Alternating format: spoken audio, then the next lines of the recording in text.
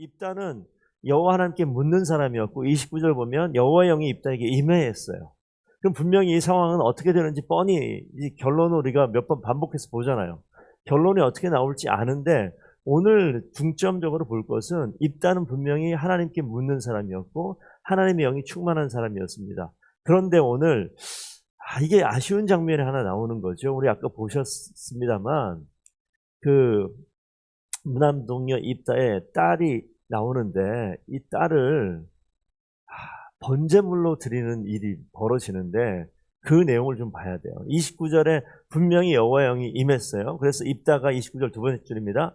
입다가 길르앗과 므낫세를 지나서 길르앗 미스베에 이르고 미스베에서부터 암몬 자손에게 나아갈 때 그가 여호와께 서원을 하는데 서원할 수 있죠. 기도할 수 있죠. 주께서 과연 암몬 자손을 내 손에 넘겨주시면 그 다음 내용 31절 내가 암몬 자손에게 평안에 돌아올 때 누구든지 내 집 문에서 나와서 나를 영접하는 그는 여호와께 돌릴 것이니 내가 그를 번제물로 드리겠나이다 아니라. 지금 이거가 지금 우리가 생각해 봐야 될 문제입니다. 여호와 하나님께 승리를 주시게 되면 내가 여호와 하나님께 번제물로 드리겠다.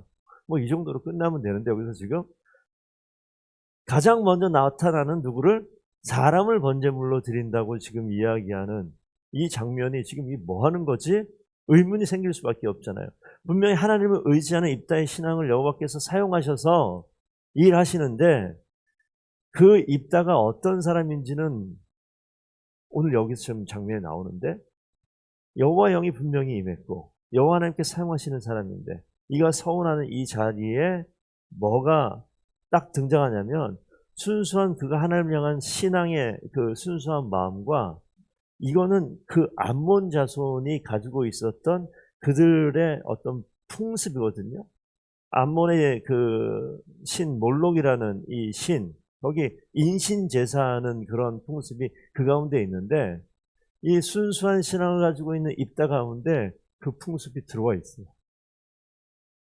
그래서 우리가 그런 거 있잖아요. 신앙생활을 하면서 성도들 여럿 대하다 보면 그들이 가지고 있는 기질이 있어요.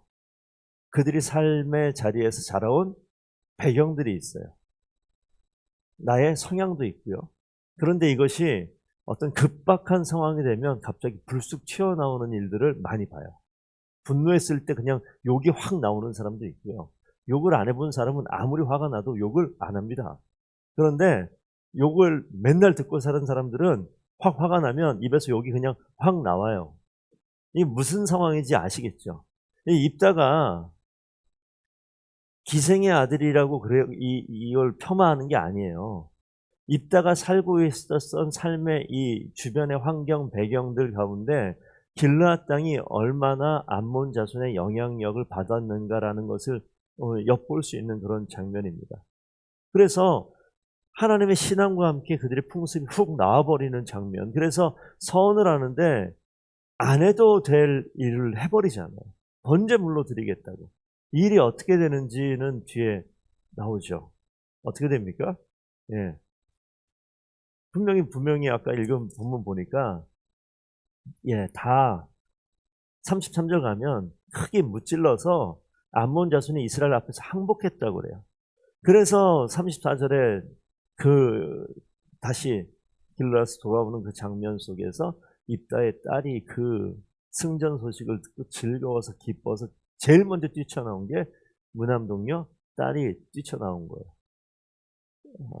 36절 보니까 딸이 그에게를 나의 아버지께서 여호와를 향해 입을 여셨으니 아버지 입에서 낸 말씀을 내게 행하소서. 이 딸도 대단하죠.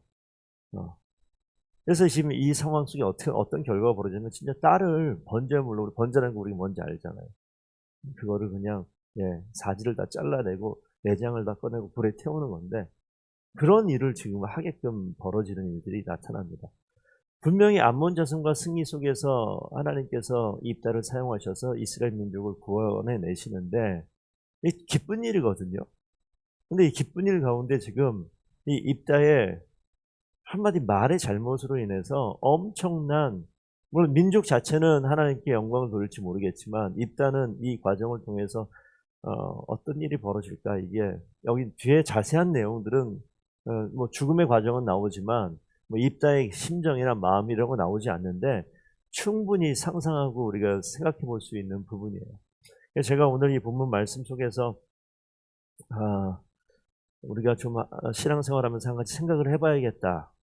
내 주변에 내가 하나님을 향한 신앙이 있는 것과 내가 살고 거하고 있는 환경이 같이 겹쳐 있어요.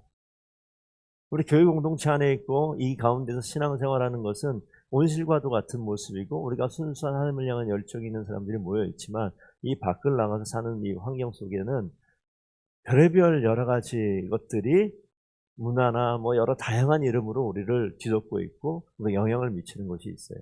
마음의 중심에 하나님이 분명히 있는 거 맞습니다만 내가 하나님을 품고 이 땅을 살아가는데 내 인생을 뒤덮고 있는 여러 가지 것들이 대체 무엇인지 우리 예민하게 그리고 세밀하게 이 상황들을 살펴보고 내 삶의 모습을 돌아볼 필요가 분명히 있습니다. 내 가운데 하나님이 계시지만 하나님과 더불어 나의 삶에 영향을 미치는 많은 것들이 있어요. 대체 어디에 무엇이 있는지 살펴볼 필요가 있습니다. 그렇지 않으면 부지불식간에라는 표현을 하죠. 나도 모르는 사이에 내 입에서 무슨 말이 나올지 모르고 나도 모르는 사이에 신앙생활하고 있는 내가 어떤 실수를 할지 모르는 것이 연약한 우리의 모습인 것 같습니다.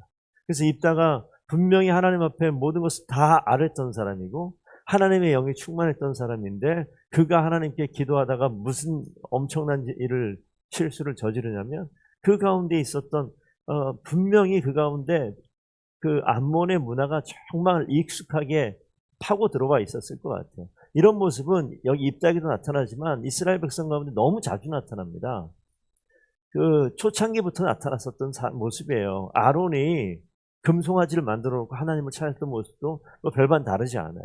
그러니까 그들이 선택하고 행동하는 모습 가운데 계속 섞여 나오는 것들이 많아요. 그래서 우리 기독교 신앙을 가지고 하나님을 섬기면서 우리가 계속해서 섞이는 모습이 많이 있다고요. 그래서 우리가 기복신앙이라는 것도 뭐 이런 내용은 똑같습니다. 하나님을 찾으면서 하나님 안에 다른 것들을 끌고 들어오는 일들이 많이 있죠.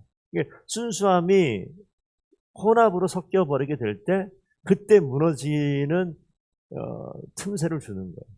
그래서 어느 순간 나도 모르게 내가 하고 있는 것이 기독교 신앙이 아니라 무속신앙이 내 가운데 들어와 있는 일들, 그런 일들은 우리가 어렵지 않게 교회에서 보는 일들이 있습니다. 하나님께 기도하면 될 것을 기도하면 다 응답을 해주신다는 그분을 찾아가서 거기서 기도하는 기독교 무당인 거죠. 저는 그렇게 얘기를 합니다. 기독교 무당이 있을 수 있어요. 그런 일들이 벌어지는 상황하고도 이런 내용하고 조금 더 나가긴 하지만 가능할 것 같아요. 그래서 우리가 이 땅의 모습을 보면서 우리의 삶을 한번 돌아봤으면 좋겠습니다. 과연 내 가운데 하나님을 온전히 섬기는 이런 모습 가운데 나를 변질시키고 나를 넘어뜨릴 수 있는 나의 아킬레스건 같은 이러한 신앙의 순수함을 깨뜨릴 수 있는 부분이 무엇이 있을까? 한번 오늘 기도하는 가운데 생각하고 하나님께 생각하게 하시면 깨끗하게 근절하여서 하나님께 번제드리는 게 얼마나 감사한 일이에요. 그런 일 가능하거든요. 하나님께 예배하고 주님께 영광 돌리면 될 뿐인데 왜 그거를 뭐 그 사람을 번제물로 드리겠다 쓸데없는 이야기를 해가지고 이 큰 아픔을 승리 이후에 겪게 됩니까? 우리가 분명히 하나님께서 가르쳐주신 하나님 말씀에서 벗어난 일들은 그 뿌리, 그 작은 씨앗 하나라도 진멸시켜서 우리 삶 가운데 그 모양이라도 가까이 하지 않는 귀한 성도들 되기를 축복드립니다. 그래서 하나님께 기쁨으로 쓰임받는 저와 성도님들 되기를 간절히 소원합니다. 함께 기도하겠습니다.